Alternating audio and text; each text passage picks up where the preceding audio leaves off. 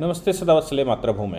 हम लोग चर्चा करने जा रहे हैं भारत के यशस्वी प्रधानमंत्री माननीय मोदी जी के लिए जिस प्रकार से पवन खेड़ा ने स्टेटमेंट दिया है।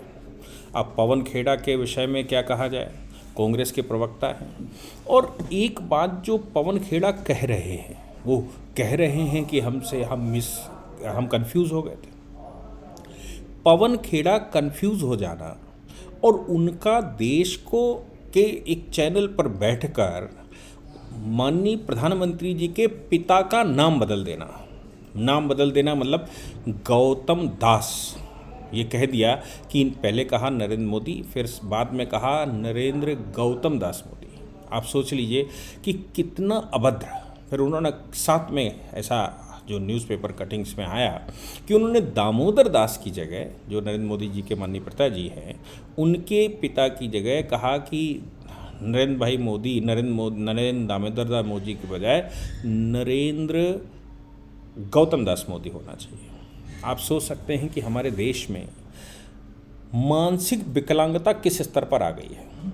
अब जब उत्तर प्रदेश में 2 एफआईआर हो गई, असम में एफआईआर होने की कगार पर है, असम के मुख्यमंत्री ने स्टेटमेंट दे दिया और उत्तर प्रदेश के लखनऊ में एफआईआर हुई हैं। एफआईआरों में धाराएं भी गंभीर लगाई गई हैं कि प्रधानमंत्री जी को डिस्फेम करना है या प्रधानमंत्री जी को इस प्रकार की बात करना है या प्रधानमंत्री जी के लिए सरनेम को चेंज करना, ये बहुत गलत बात है। लेकिन पवन खेड़ा आप समझ लीजिए कि कितने निर्लज्ज व्यक्ति हैं। उन्होंने ये कह दिया कि नहीं मैं कन्फ्यूज़ था, मतलब कन्फ्यूज़ थे का मतलब सॉरी नहीं कहा, ये कहा मैं कन्फ्यूज़ हूँ कि आखिर वो उनके पिता हैं या उनके पिता वो हैं। आप सोचिए कि उनको पवन खेड़ा को ये नहीं मालूम कि गौतम अडानी कौन है और उनको ये नहीं मालूम कि मोदी जी के पिताजी कौन हैं। अब सवाल ये पैदा होता है कि ये स्टेटमेंट दिलवाया किसने, कौन इसके पीछे का आर्किटेक्ट है।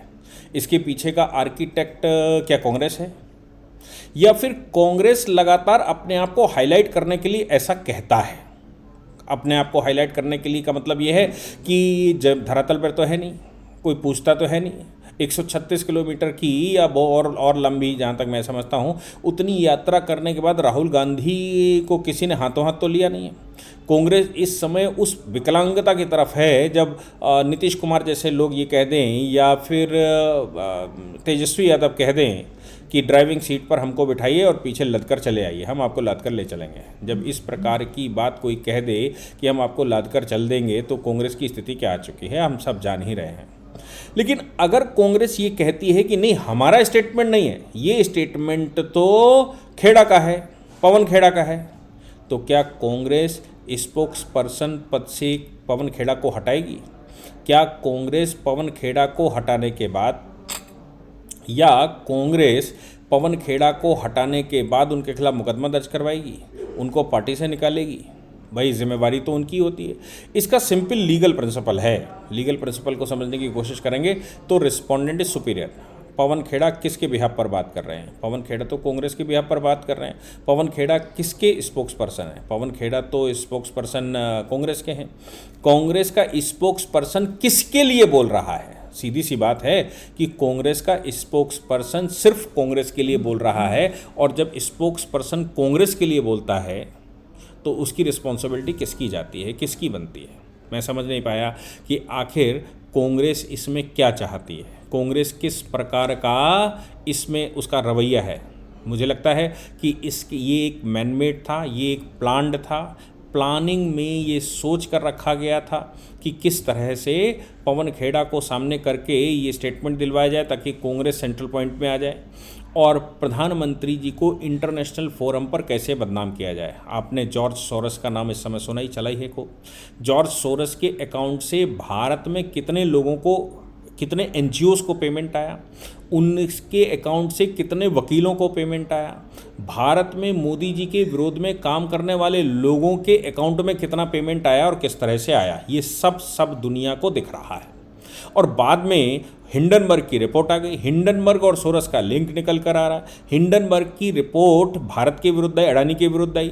अडानी के विरुद्ध इसलिए आई क्योंकि उनका उस समय एफपीओ निकला हुआ था। एफपीओ उठ ना जाए, बहुत अच्छे रेट में ना जाए, और अडानी चूंकि इंटरनेशनली इस समय कॉम्पीट कर रहे हैं, और भारत सरकार इन लोगों को, जो भारत के प्रमुख व्यापारी वर्ग है, इसको इंटरनेशनल बनाने के लिए पूरी ताकत लगा रही, क्योंकि इन्वेस्टमेंट हमारे पास है, मार्केट हमारे पास है, काम भी हमारे पास है। तो फिर क्यों ना हम अपनी कंपनियों को बढ़ाएं। हमने अपनी कंपनियों को बढ़ाना शुरू किया तो जॉर्ज सोरोस जैसे लोगों को ऐसा धक्का लगना स्वाभाविक है, क्योंकि वो विश्व के बड़े बिजनेसमैन हैं। हिंडनबर्ग को पीछे लगा दिया, हिंडनबर्ग ने रिपोर्ट छाप दी, उस रिपोर्ट के आधार पर भारत में हंगामा हो गया। भारत में जो हंगामा हुआ उसकी वजह से अडानी के शेयर गिर गए, शेयर मार्केट धड़ाम हो गया, 10 लाख करोड़ का नुकसान हो गया।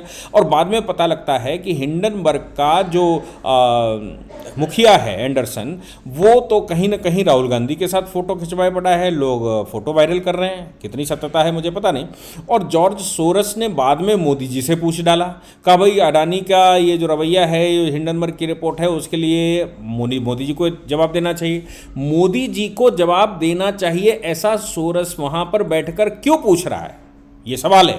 अब सोरस का लिंक भारत में कांग्रेस के साथ होना, सोरस का लिंक भारत में कम्युनिस्टों के साथ होना, सोरस का लिंक भारत के पत्रकारों के साथ होना, सोरस का लिंक भारत के एनजीओस के साथ होना, सोरस का लिंक भारत में वकीलों को के साथ होना जो मोदी जी के खिलाफ लगातार लड़ते हैं, और थोड़े बहुत पेमेंट नहीं, 4-4, 5-5, 10-10 करोड़ रुपए के पेमेंट, यानी कि करोड़ों रुपया भारत में आया, और वो एनजीओ के नाम से आया, प्रोफेशन के नाम से आया, पत्रकारिता के नाम से आया। इन सबके जवाब कौन देगा?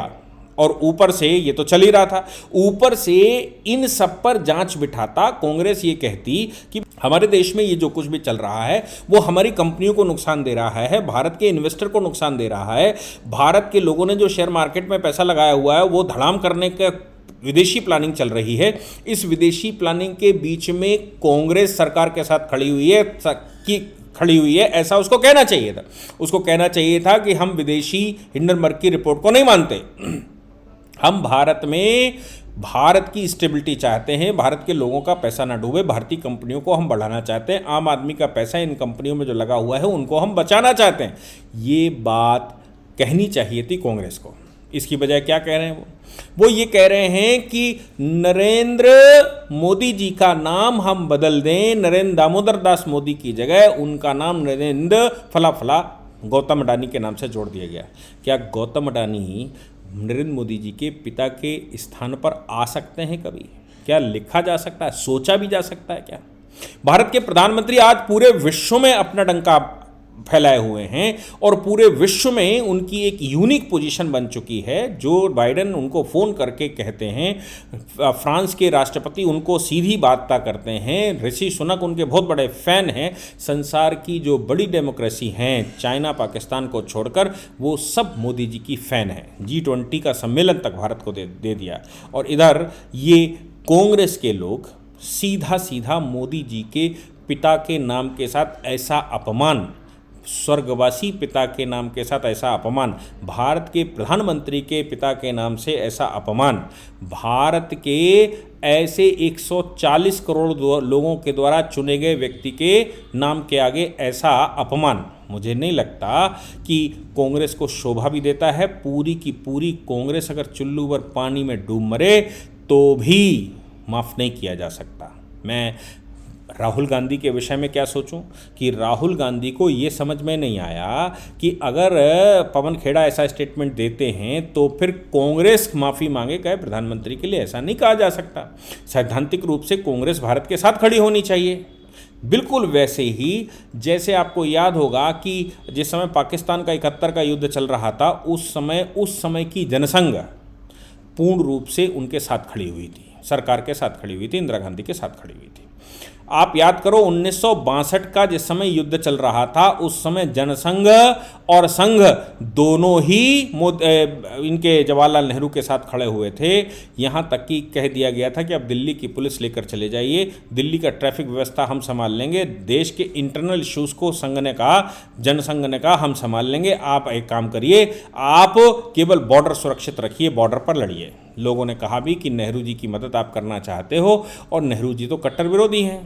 आप सनातन के संरक्षक हैं और नेहरू जी तो सनातन को डुबोने पे तुले हुए हैं। तब उस समय पूज्य गुरु जी सरसंघ चालक हुआ करते थे और उस समय जनसंघ ने साफ कहा था कि नेहरू की लड़ाई हमारी पर्सनल लड़ाई है। नेहरू के सैद्धांतिक राष्ट्रवाद को, हमारे जो सैद्धांतिक राष्ट्रवाद है उसको नेहरू से खतरा है, लेकिन चीन हमारा दोस्त नहीं है। नेहरू से लड़ाई हमारी घर की लड़ाई है, लेकिन चीन से लड़ाई हमारी विदेशी लड़ाई है। इसलिए आज अगर नेहरू देश के लिए जूझ रहे हैं तो ये जनसंघ की जिम्मेवारी बनती है कि जनसंघ उनके साथ खड़ा हो और विदेशी ताकतों को निस्तेनाबूद करने के लिए पूरी शक्ति लगाए।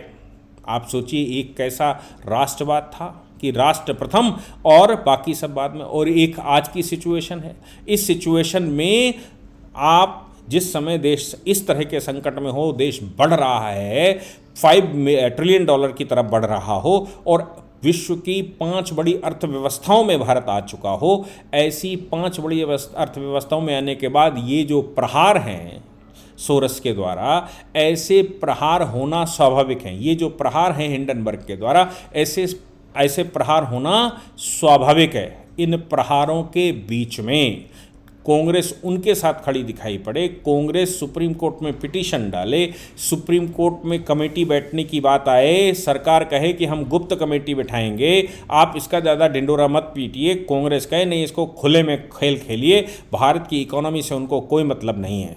एक तरफ मैं आपको बता दूं कि कांग्रेस ने टेट्रा जैसे ट्रक भरे थे, आपको याद है। कांग्रेस ने स्क्रैप भरा था सेना में स्क्रैप भरने के बाद जब मोदी जी प्रधानमंत्री बने और सेना के इंस्पेक्शंस उस समय होने शुरू हुए तो लोगों का ऐसा मानना था कि स्क्रैप भरा हुआ है। टेट्रा वाला इशू तो खूब चला था।